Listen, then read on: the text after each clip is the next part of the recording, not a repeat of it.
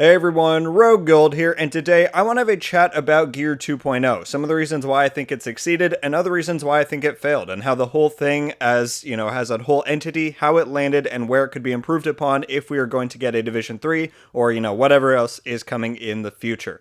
This video is unscripted. I want to talk less at you guys this video, and really talk with you and have a discussion, because this is, a very multifaceted topic to cover, so I want to make sure I can, elaborate on certain thoughts, and really just get all of my ideas out there. So yeah, this is unscripted. Before we get into it, if you like this gameplay that you're seeing in the background, then I encourage you to go over and check out my teammate Iso White's stream on Facebook. I'll have a link in the description for that. And if you're watching this video the day it releases, then I will most likely be on that stream later in the afternoon. So if you want a chance to catch me live, then you should definitely head on over to that link in the description and go and watch his stream. Thank you very much, and let's get right into it. All right, Gear 2.0. This thing was, back before TU8 when it came out, the devs were heavily hyping this up as the thing that they thought was going to fully, fix all of Division 2's gear issues, some of the imbalances, and was really going to bring a balanced and fun gear system to the game. Did it succeed fully? No. Partially, yeah. I think in some of the things that they wanted to achieve, they definitely did, but in other areas, as we're going to cover, it did not so much. But let's start with why I think it succeeded. In what areas did the devs achieve what they wanted to? The first thing in that is balance in core attribute choice. I think that one of the major issues of Division 2's original gear system in year one was that you could get armor and weapon damage and everything in the same slot roles. On your gear you could get weapon damage and armor and percent armor, and that was just broken in my opinion. It created a lot of hybrid builds, but bad hybrid builds where you could get insanely tanky and insane damage and skill power and all of that, and it was really not a good system in my opinion. It was a lot worse than the original Division 1 system, but it was because that you could get all of those things in one slot and create this huge imbalance in building, and so it created a lot of those tanky metas. But what Gear 2.0 came around and did was said, hey, now you have to choose if you want armor, weapon damage, or skill power. Those three, core pillars that have always been at the center of Division's gear system. You have to choose which one of those you want to invest to on each of your 6 pieces of gear, and that is going to primarily make up your build. I really like the concept of that, and I think it was executed fairly well. There are some imbalances in that with certain talents, like we're seeing right now with Intimidate and Adrenaline Rush, where you can still get those overlaps, where you can still achieve those builds that probably shouldn't be possible in the context of what Gear 2.0 is supposed to achieve. But overall, the core attribute choice, which is one of the centerpieces of Gear 2.0, did work. So I think that is a very good thing that they were able to bring to the game. It didn't solve everything, and we'll get to that, but overall, it was a good system. Another thing that Gear 2.0 succeeded, in my opinion, was team-focused talents and builds. In Division 1 and the first part of Division 2, if you think back, there weren't a ton of talents and things you could build towards other than like gear sets like Reclaimer or D3 or, something like that. There weren't a ton of things you could do that would help out your whole team, and you could really make a support build other than speccing into heals on skills and using that to aid your team. But there weren't talents that really buffed up team play and encouraged, you guys to play together and to play certain ways. But Gear 2.0 introduced a lot of talents and things that did allow for that, and I think that was a really strong point of Gear 2.0's introduction to the game. Most notably, things like Empathic Resolve, or even though they're not the best talents, both Galvanize and Leadership and Concept are both really good for the game. I think those need buffs, and if they're going to continue that trend for Division 3, they need to make those kinds of talents more worthwhile to run and make it, maybe more focused towards tanks. I've kind of said that in previous videos, but overall, those types of talents and that mentality of bringing that into gear is certainly needed. And I think it was beneficial for the game. And when I see builds in the Dark Zone or in PvE or anywhere that incorporate those types of talents, even though they're not at their strongest, you can really see some improvements in the gameplay and in performance from teams. And I think if the devs can lean into that a bit more and make those a bit more prominent and accessible, then I think they could really be a good addition to the game. I think they need to focus in on that a little bit more, and then that could be even better than it currently is. But I think overall, from Division 1 and the first year Division 2, that was a very beneficial choice that they ended up putting into the game and into Gear 2.0. Now let's talk about some of the reasons why I think Gear 2.0 has failed, or at least not lived up to the hype and the maybe expectation that the devs had for it when they were building it and implementing it into the game. The first thing is simplicity. I've seen a lot of people say this in my comments, so I think a lot of you will agree with me that from Division 1, from Division 2's Year 1 system, Gear 2.0 is a lot more simple and easier to understand in some ways, but that's not necessarily a good thing than those previous systems. For example, holsters, knee pads, and gloves, exactly the same. There's no difference between those 3 gear pieces, and that gear simplicity and honestly, those 3 things are just unexciting to achieve and to obtain, in my opinion, because when you get a knee pad, You're just looking for the same rules that you could see on anything else. You're not excited by a mod slot or a talent or different types of stats between the three different pieces. And so that alone just instantly knocks down my my level of appreciation for Gear 2.0 because there's no exciting loot. The chest piece and backpack are definitely exciting when you get those, when it's targeted chest piece and the DZ and you go in and you get a really good one. That's definitely still exciting, but those other three pieces, not including masks because they have mod slots, but those other three just aren't exciting to me. And so I think if they are going to continue with Gear 2.0 in a Division 3, or if they're going to craft a new gear system, they 100% need to make at least all six pieces. They could have some the same, but I think at least like 4 of the gear pieces out of our 6 need to be unique in some fashion from the other, so that there's a distinction between them and there's a purpose to have each of those 6 pieces. Because right now, those last 3, the gloves, knee pads, and holster, like who even cares? Make them all like, I don't know. You get what I'm saying?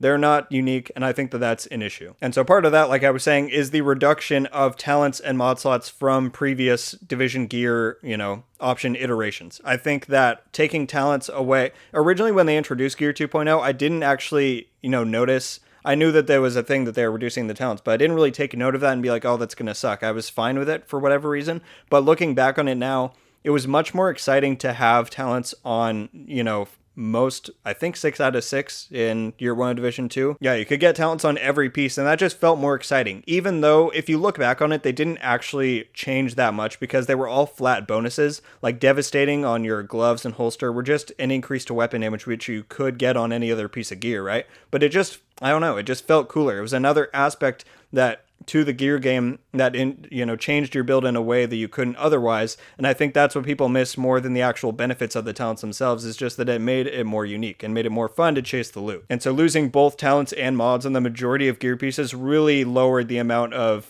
fun and engagement with the gear system, in my opinion. If you look back to Division 1, what was so nice about the mods, the mod slots, both the performance and the prototype ones in that game, is that you could really alter your build and boost up a certain category if you were lacking on it. Like, for example, I remember I would make, 4 firearms, 2 stamina builds, right?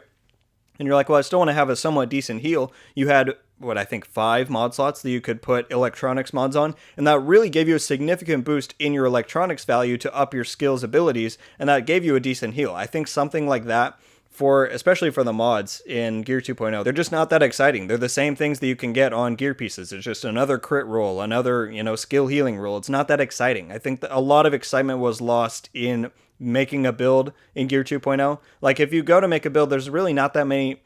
I think there's still diversity in the gear game, but there's just not that many options when you think about it. You try and make a hybrid build, like, what are you going to do? You're going to do 2, 2, and 2 in core attributes, and then you're going to have a mediocre talent, and your guns aren't going to deal much damage. There's just not many options to excel in various categories. I think hybrid builds were always kind of the centerpiece of Division building, and I think a lot of that has been lost with Gear 2.0. Some people might disagree with me. Some people don't like hybrid builds, but currently, that's kind of what you can achieve with Intimidate and Adrenaline Rush and things like In Sync and Future Perfect. I just think there's not enough freedom to tune your own build, which leads to my next point, which I think is Gear 2.0 kind of shoehorns you a bit. It's not as big of an issue as like the simplicity that I was mentioning, but you are kind of shoehorned into doing specific things if you want to succeed in a certain category. So like damage builds, you're going to have to put crit on like all of your gear pieces if you want to be competitive with the best builds that are out there. If you want to make a skill damage build, you're going to have to roll skill damage on all 6 of your pieces if you want to be competitive with those other builds. You know what I mean? There's not that freedom of, oh, let me run, 2 armor rolls on my gear and then I can make up for it in some of this. There's just not enough options to be able to tune your build exactly the way you want it. It's just a little bit too simple and shoehorny for my liking. And then an offshoot of that is ease of acquisition for certain stats. Most notably, like I was mentioning, crit and like skill damage. In a game with as much lethality as Division 2 has, there should never be an opportunity for you to achieve over 200% crit damage and 60% crit chance on like an AR. Like if you think back to Division 1, think about how difficult it was to build an AR crit build. But if you did, and if you had it all set up right, you beamed. You like did an insane amount of damage. It felt right because you were super squishy. You had no healing, but you had a decent amount of crit on an AR, which was like unheard of. But in Division 2, you can get that so easily. You can get max crit chance, over 100 crit damage, and you'd feel like nothing. It doesn't feel special. It doesn't feel fun. You just beam someone who doesn't have any burst healing to counter it. And it's just like, okay, then what's even the point? And the same with skill damage. there's no incentive to build into anything else when you're doing a skill. If you want your skill to be powerful, you just have to spec into skill damage. And we'll get back to skill tiers and that in a minute. But I just think that ease of acquisition of certain stats is just not acceptable in my eye. And part of the problem there, I think, is that they didn't implement the same kind of thing they did with core attributes. For core attributes, you have to choose if you want armor, weapon damage, or skill tiers. I think they need to implement that same kind of mentality, that same system into attributes and have, so this is kind of speculation towards Division 3. If I wanted to create my own gear system, what I would do.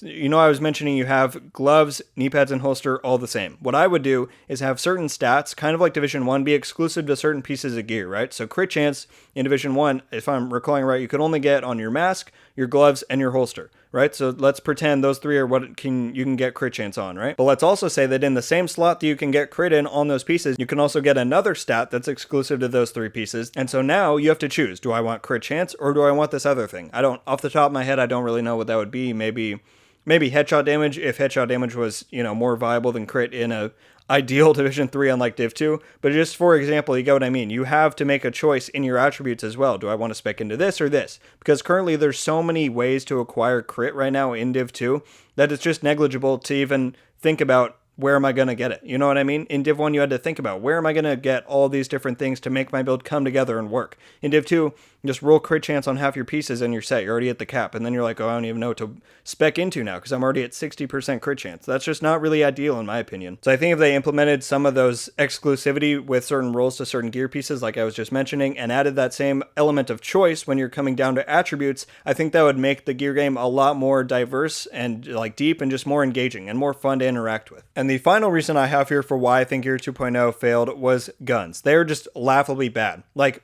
I've never been less excited to use or to get a gun than I have in Gear 2.0. One talent is not enough. They need to bring back 3 talents on guns. It just made it so much more fun to have a gun where you're like, okay, if I, play to this certain playstyle, then I'm going to get these multiple benefits that are going to really improve my damage output or whatever. Having one talent where half the talents suck, like, who's going to use Vindictive? Who's going to use Perpetuation if you're not a status build? Like, I just think there's so many options that are non-exciting and just not used that it just makes the whole gun game very unlikable in my opinion. And I'm not a huge fan of having attributes on there that are the same exclusive rolls to other guns. Like, damage to armor is supposed to be the shotgun exclusive one, but you can also roll it on any other gun. Damage to target out of cover, supposed to be the LMG one, you can roll it anywhere. I just think that makes it feel very uninteresting and very like mishmash on, oh, we don't really care where you get these damage sources from. It doesn't really matter what type of gun you have. It's just whatever. I don't find that very exciting at all, and it honestly turns me off from wanting to even engage with like guns and making a gun build at all because it's just not very exciting, right? So I think that whole thing needs to be revised and really needs to take heavier influence from Div 1 and even Year 1 of Div 2. I was fine with how that worked. I just think they need to have multiple talents and they need to be more exciting than they are now because they're currently very disinteresting in my opinion. And the last thing I want to mention before we close this out is one thing that I'm in between on. I don't think it necessarily is great, and I don't also hate it, and that is skill tiers for skills.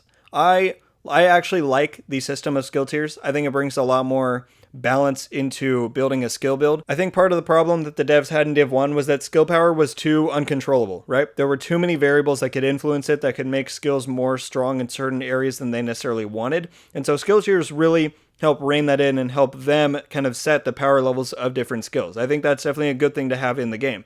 But at the same time, they were the ones that advertised before Gear 2.0 came out that skill tiers were going to be the major way to scale up your skill's power. And that's just not the case at all. If you want to have a really powerful, like striker drone, for example, you think 6 skill tiers is really going to change that much? No, like it helps, but the way that you really scale up your skills is by the rolls on your gear. And I don't think that that's very beneficial or fun, in my opinion at least. Like, to get a striker drone, you have to roll like 6 skill damage rolls on all your pieces of gear. And then, sure, 6 skill tiers gives you a bit more, but it's really not that major scaling that they hyped it up to be. What I would like to see is have skill tiers be much more impactful for upgrading your skill's power. So tier 6 really feels different from like tier 3 or 4, for example, but then have skill power return, but in limited quantities to where, say, if you got all the skill power possible on gear options and you had 6 skill tiers, it would feel more like 7.5 skill tiers, right? Like if you had all the skill power you possibly could get, it would maybe give you 1.5 skill tiers worth of value onto your skills. That way, you can get that extra boost So if you want to go like 3 weapon damage rolls, 2 armor rolls, 1 skill tier, you can get that extra boost and get your healing up a bit more, if you know what I mean.